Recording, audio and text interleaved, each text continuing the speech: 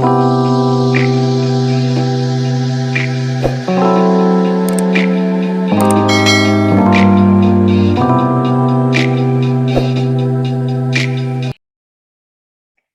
dear Cancer. I am Jamie Dawn, your evolutionary revolutionary astrologer, bringing you your March 2022 horoscope. This is if you have a Cancer sun, moon, or rising sign. You'll feel the energies that I'm presenting to you a little bit more personally than someone else. And what I'm going to offer too is some intuitive hits that I get along the way. So if this resonates with you, take it. If it's not, let it go, because this is fairly general. That's why we have personalized sessions. So we start off the month with Piscean energy, a new moon, March 2nd, and Venus and Mars canoodling with Pluto, March 3rd, 2nd and 3rd. And you're going to be feeling this energy in a very sweet way, because that Piscean energy is going to make a natural trine, which is easy, harmonious aspect, things that happen very naturally for you. And that happens as a trine to your sun, moon, or rising sign. And then Venus, Mars, and Pluto have been canoodling in the sign of Capricorn these couple of days, and they're making an opposition to your sign. And this is all beneficial, because that opposition, they say opposites attract. Well, you could attract more things that bring you long-term benefits and results. And the reason I say this is that that new moon is going to be active in your 9th house and your 8th house, with Aquarius sitting there in your 8th. 9th house is the new moon, and then Venus, Mars, and Pluto in that 7th house. So these are your social planets, or your social houses. And these are the ones also that allow you to feel energized by your relationships, by your partnerships, that you should find some stability. And you'll be thinking about, because it's a new moon, thinking about ways with Mercury canoodling Saturn, that you can have greater ideas, greater connection, greater conversations that offer maybe more healing, more compassion to the world. Also, your intuition is going to be at an all-time high. So if you are wanting to find answers to something, or you sit in meditation, or you find ways to go to the water, because you're a water sign and this is a watery moon, find ways in which you can activate your intuition that much more, things can drop in suddenly that give you stability, that allow you to really feel like your mind can stay where you put it. And then you could come up with ways where you have step-by-step processes that allow others to trust you, but you can also trust yourself in your choices of partnerships, in the way in which you are driven and motivated to build something over time. So if you've been a little frustrated, let's say at work, and you're going, I don't know if my work has any meaning. I don't know if this is, I'm investing all of my time and energy and resources into something. Is it actually, beneficial? This is a beautiful new moon that can give you that answer. Now, romantically, because we are dealing with relationships and intimacy with that 7th and 8th houses, you can benefit from partnership. Meaning, if you're single, you may be driven to get yourself out there and to connect with somebody. You also may find that there could be a couple of people from your past that want to suddenly have a relationship with you. And you may go, okay, if we've done the work of figuring out that, do our values line up? Do we want the same thing long-term? Does our vision line up for what we have for a relationship? You may entertain that idea. If you're in a bonded relationship, or you've been dating somebody for a little while, this is a beautiful new moon that can also gift you with information of love, or that you can benefit from that person. Maybe they have finally finished, let's say, a divorce, for example. Now you can finally be a full-on couple. Or maybe they had to remove some assets, or they needed to get a promotion in order to be able to afford something, and to be able to fully invest in the relationship. And you may find that now they're fully in. So if you've had question marks about this person you're casually dating, this could be a time where it's like, no more questions. Now we're on the same page. We want the same thing. If you're in an established bonded relationship, what you can find is that you can benefit from your partner, or from a family member who may receive some sort of commission, bonus, inheritance, that sort of thing. And that you and your partner could be talking about, let's invest in, I don't know, cryptocurrency, or let's invest in a second home, or let's apply for a loan. so that we can then maybe renovate our home, or we can take that trip that we've been wanting to take with the family, things like that. All of these are good indicators that around this first week of March, you'll get that confirmation. If it doesn't happen around this new moon time, wait until March 5th, that weekend, that first weekend where the sun canoodles Jupiter, blessing the ninth house. This is considered one of the most magical, luckiest days of the year, because the sun is what motivates us and energizes us and gives us a sense of meaning and purpose. And it's a positive, it's optimistic, and so is Jupiter. Jupiter loves hope and faith and optimism. It's expansive. So you put these two together, and we have this overabundance sometimes of hope. And why not have hope? And this activates your ninth house. So if you are looking to expand your reach with, let's say, your sense of meaning in life, or you've just released something to the world that you want to make sure that it gets published or it gets promoted, this is a great time to do it.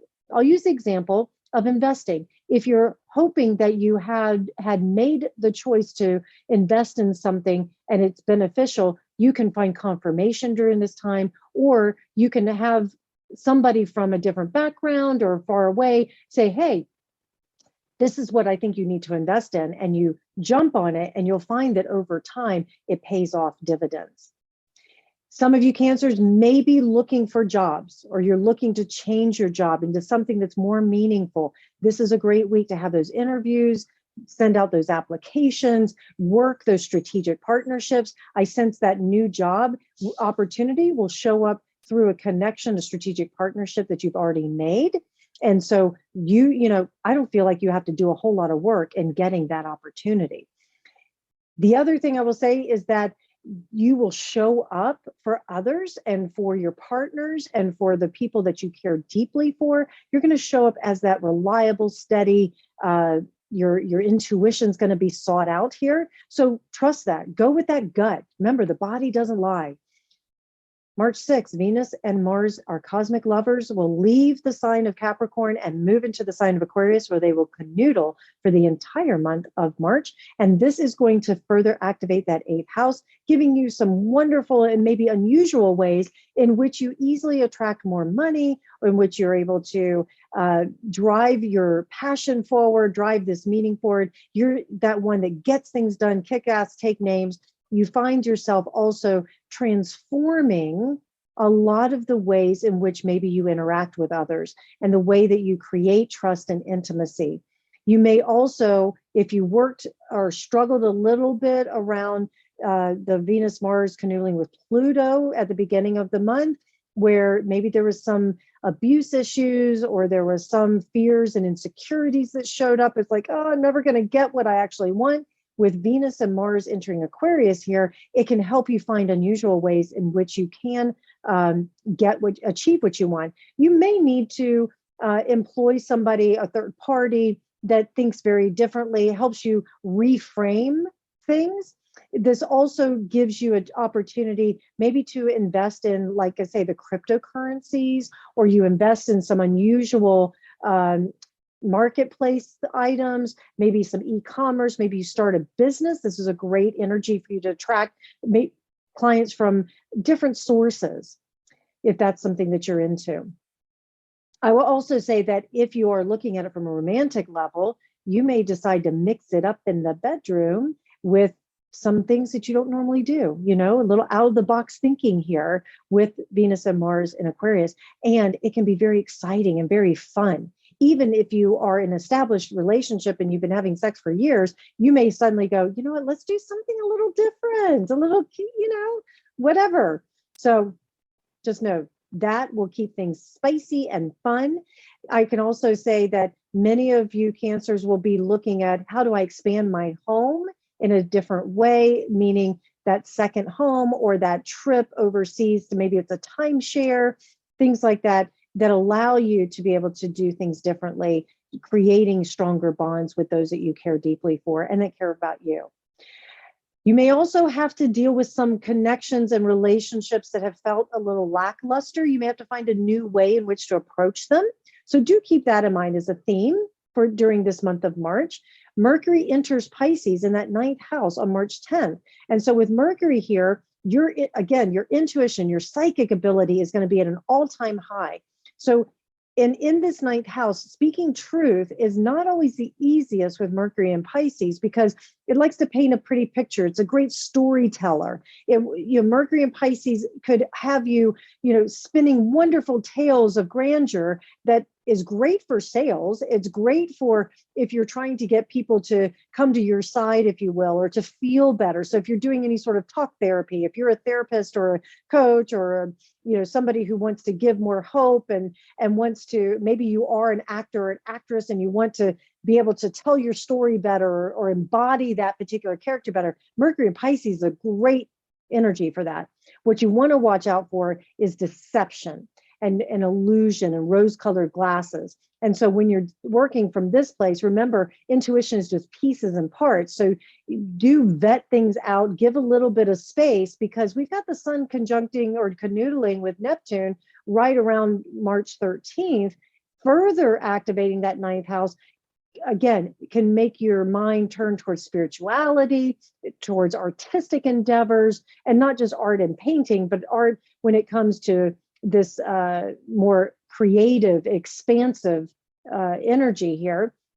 And that you're going to probably look for ways for inspiration. If you felt like there was lack of hope, or that you're working through you believe, we're working with ninth house, so this is belief systems. If you have believed that the universe turned its back on you, or that you can never find the answer, or maybe it was a little lackluster in getting certain goals in place that you wanted to accomplish this year, now you can find the energy and the inspiration to do that. Look no further than your own faith in yourself, faith in your path, whatever it is that you may use as a belief system. And do, like I say, watch out for the deception. If somebody is deceiving you, then ask those questions, reframe. Again, use that Aquarian energy in that eighth house to say, okay, what don't I know about this? And give people the benefit of the doubt. Try not to get too attached to your opinion or idea until you have asked the right questions. Because remember, it's not about getting the answers as much as it's about asking the right questions. I will say that some of you Cancers, not everybody, you may be in a third party situation, and you may stay in that for just a little while longer until you're ready to make a decision or call the person that you're connected to out on this. And this can happen as quickly as the full moon on the 18th, which is in Virgo, in that third house. So this is telling me you're going to clean out some of the chatter, you're going to clean out some of the connections that you have that no longer serve you, that you're going to organize your thoughts in a way that maybe you offer your gifts, your work in a very wonderful, concrete, step-by-step process. It's a great place if you're starting your own business or you're wanting to expand it, to now use some framework in which you can educate others and you can help them feel just as inspired or just as creative as you are. The other thing about this full moon for you on March 18th is that you may find yourself being really critical about your relationships. And that can be a good thing if you're working with deception or you're wanting to stay really grounded, because I know very often Cancer, you can get carried away in the emotional side of things. And so this can help you say, okay, what is the practical use of the conversations we're having? What are the right questions to ask? And this full moon can also reveal where there could be better organization in the conversations you have or the connections that you have.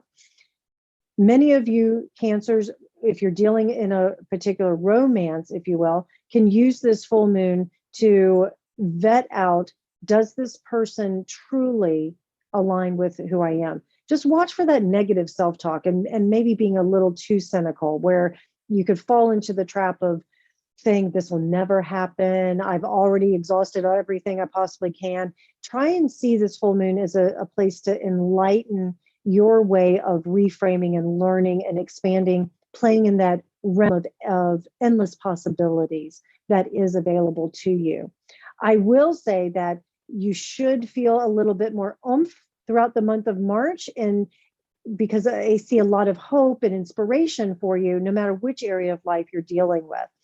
The sun will enter Aries on March 20th. So just after this full moon, it's a spring equinox. This is going to activate that 10th house, putting you in the spotlight, helping you to be the leader that you are. Yes, it makes a natural square to you. However, that square gives you that oomph, that growth. So if you have felt like things were sort of floating around and you're that lily on the pond, well, here with the sun in Aries, you're going to be shoved into a leadership role, or you're going to be dealing with something in a very independent leader type of way that can help you go, okay, you know what?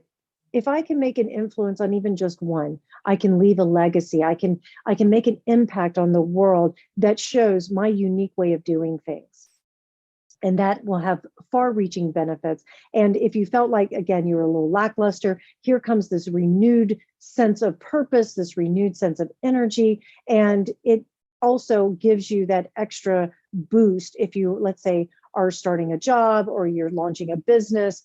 Your reputation should be energized, and people should see you as that sweet, compassionate, and very, I'll say tenacious, even though that's more attributed to our earth signs, but tenacious in the sense that you have, remember, Cancer is represented by the crab. So you can get very attached to something and not let go. Well, this can be a good thing if you're looking for people to feel stable with you.